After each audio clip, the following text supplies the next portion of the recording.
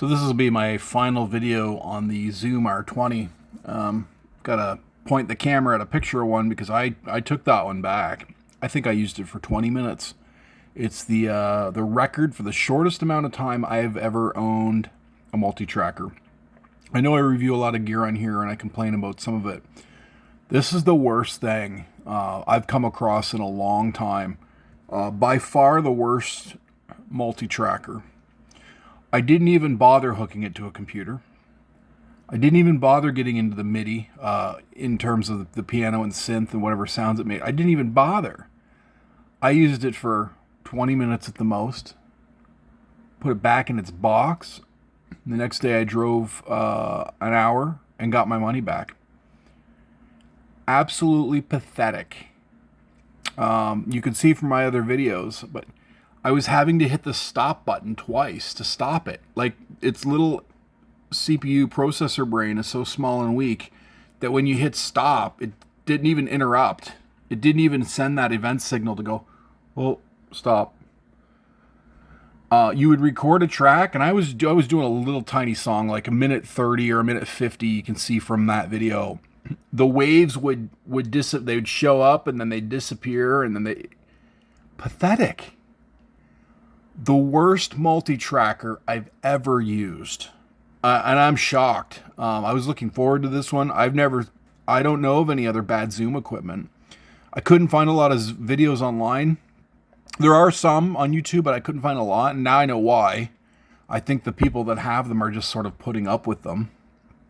They shelled out the $400 or $500, depending on which country you're in, as opposed to going up to the live track, which I love quite a bit.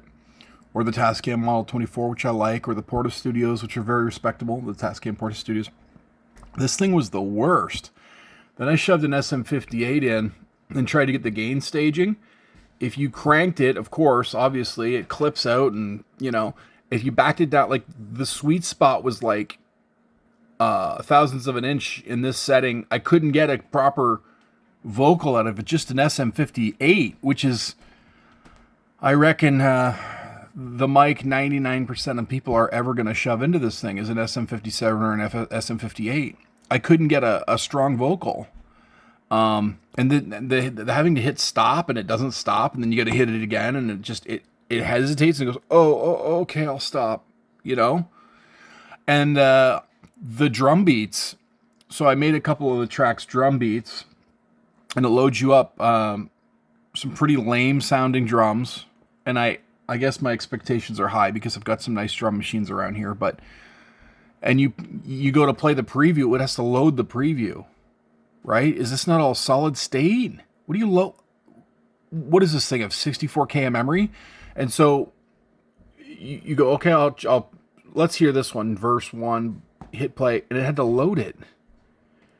And you're like, oh, okay. Why is it instantaneous in an Alesis SR16 or near instantaneous, or an 18 or a Boss DR? You're loading it?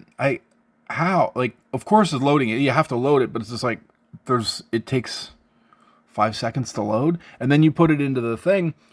Well, the processor was so slow, I was hitting play, it was missing beats of its own MIDI drum thing. So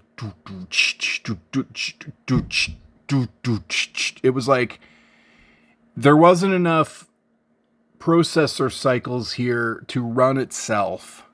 And then, yeah, I had done a vocal track, recorded, and the song was only about a minute 30 long, and the machine started to slow up even more. I hit stop. It didn't show up, as if I didn't record it. So I was like, well, that's weird. I went into another menu and come back. Well, then the damn thing was just like, oh, here's your wave. It's like, wow. Talk about this thing runs on a potato. I think a potato would be an upgrade. I think this thing maybe runs on a cashew. So terrible. I feel bad for the people that are running them, and I'm going to go back and look at some of those. And, you know, I kind of got that vibe from a few of the videos I did watch of guys just sort of having, not saying it, but you could tell there's a buyer's remorse. They're just kind of like, well, you know, here it is. Here's what it, like, you could, and they wouldn't show it in use, right? I had to see that for myself by bringing one home to see it in use. That's when you're like, oh, I get it. This is the value option. This is the one that if I'm in a senior citizens home, maybe this is the one you use. If you can put it, like, I just don't know who this is for. I know it's sort of marketed for seniors on in some of the marketing I've seen, but it's sort of marketed for anti-computer, which is actually what I'm looking for, despite the fact that I write software and work on computers for a living. I'm looking for an anti-computer solution, but this one was really marketed toward you don't need a computer. Anyway, it was absolutely terrible. What are the chances that I just got a bad one? Well, I don't know. No, I don't think so. I think it's weak. I think the processor's wrong. Even the touchscreen to pinch and stuff, it was delayed. Like, it was like hesitant. It was like a touchscreen from the year 1999. There used to be gambling equipment it would come out of Las Vegas, but this gambling equipment would be all over the world. But yeah, there'd be color touchscreens in the year 1999, and it was more responsive than this weird thing with the gestures and all that stuff. Yeah, it was just, and so then when it's that bad, going into this, you could excuse things like these not being combis.